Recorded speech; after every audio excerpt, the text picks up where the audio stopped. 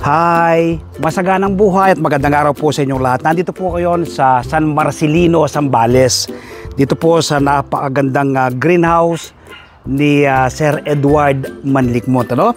Makikita nyo po yung kanyang mga tanim. Alam nyo po ba paano siya nagsimula na magtanim ng ganito kagandang lettuce? Ang anak po niya nagtitinda ng lumpia. Dati bili na sila ng bili ng lettuce at ang mamahal. Napanood po ang yung lingkod na nagtatanim din tayo ng lettuce sa mga bote lamang po ng mineral water. Nagtanim din po siya. So nagsimula po siya sa mga bote ng mineral water. At tapos po, the rest is history. Ito, pinagawa siya ng napakagandang greenhouse ng kanyang anak. Tatay, sabi niya, para lagi ka na lamang dito sa bahay. Hindi ka na namamasahero, sabi niya. Kasi po, the driver din po si tatay. Sabi niya, magletos-letos ka na lamang yan. So ngayon ay kumikitang kabuhayan na, sabi nga ni Sir Edward. Ito, banding na namin to ng mag-asawa. Tapos ay nakaka-relax pa ako. Sobra-sobra sa aming pangangailangan. Tapos hindi na kami bumibili ng lettuce na panlagay dun sa lumpia na maliit na negosyo ng aming anak na paggawa ng merienda, sabi po ni tatay. So ganun po, napaka-noble, ano? Nagsimula po siya sa maliit na puunan. Sabi niya, alas 300 pesos lang daw po yung kanyang pinuunan dahil pambili lang ng seeds, pinambili lang ng liquid solution. Doon siya nagsimula.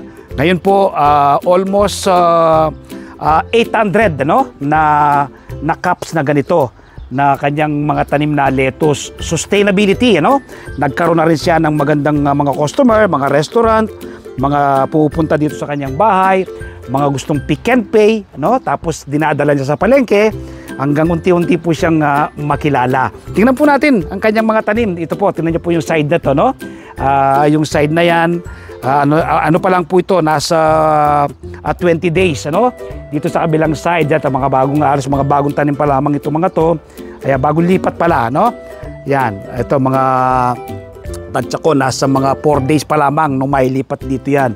So tingnan nyo po yung mga tanim ni Sir Edward. So yan po, ikutan natin, pantay-pantay po sila, napakaganda po sa mata, yan. Tapos nakikita nyo po yung kulay dilaw na yan. Yan po ay trap, insect trap po yan. Mga insect po yan, minsan hindi maiwasan, may mga insekto kasi.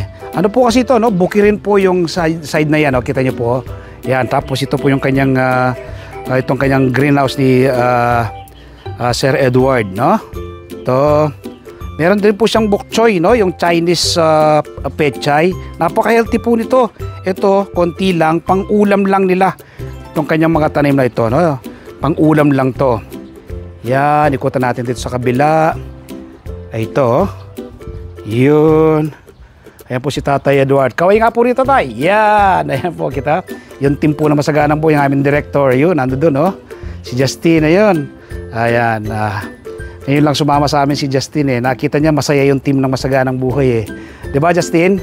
Yes, okay, so yan po yung aming ito po yung aming farm tour ngayon dito sa San Marcelino, Zambales. Yan. Ito nga tatay, ano nga bong alaman ito? Ito. Arugula, yan. Napaka-healthy niyan, Yan, so ito po yung greenhouse ni Tatay Edward Manlikmot dito po sa San Marcelino, Zambales, Ayun. Nakakatuwa po, sabi nga, small world. Pagdating ko dito sa San Marcelino, yung aking kaibigan pala, na si Kuyang Willie Espiritu, isa sa mga mentor ko sa pagbabalita, Ako po kasi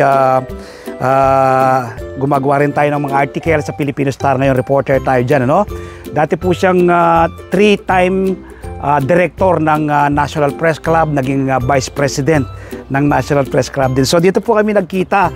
Taga Maynila po si Kuyang Willie, pero si Mrs. niya, tiga rito. Sabi niya, nag-migrate na ako ng Zambales, sabi niya. Meron po isang school dito, accredited po ng TESDA. Almost 300 po yung mga student po nila.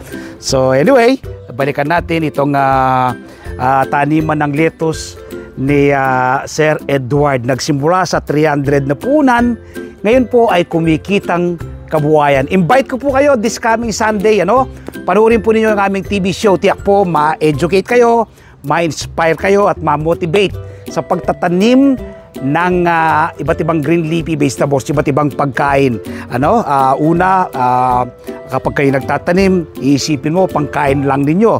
In the long run, magiging negosyo na po ninyo. Kagaya po ni Sir Edward, dati bumibili sila ng lettuce para lang ilalagay doon sa lumpia, lumpiang sariwa na kanilang itinitinda pang merienda. Ngayon po, hindi na sila bumibili, sa halip ay nakakapagbenta pa sa iba't ibang kanilang mga customer. May mga restaurant sa palengke at yung pumupunta mismo dito sa kanilang napakagandang farm. Dito po yan sa San Marcelino, Zambales. So panoorin po ninyo si Sir Edward Manlikmot sa alas 7 hanggang alas 8 ng umaga, Masaganang Buhay, sa 1PH Signal TV, Channel 1 ng TV5. Mapapanood din po sa RPTV, YouTube at Facebook. Tapos aking column naman po kapag araw ng Martes, umaga po kayo ng kopya ng Filipino Star ngayon. Meron po akong column dyan at isinusulat ko sa aking column ang iba't ibang do-it-yourself tips at iba pang sikreto sa pagsasaka. Sa Facebook page, Facebook profile, TikTok, nagbabahagi rin po tayo ng kaalaman, At siyempre, yung hindi pa nakasubscribe sa aking YouTube channel, mag-subscribe na po kayo, Like and share, click the bell button nang sa ganon, ma-inform po kayo kapag may mga bago akong video tutorial, video upload upang ma-share ko po sa inyo ang pahiram na talento ng ating Panginoon. Maraming salamat po. Happy farming! God bless!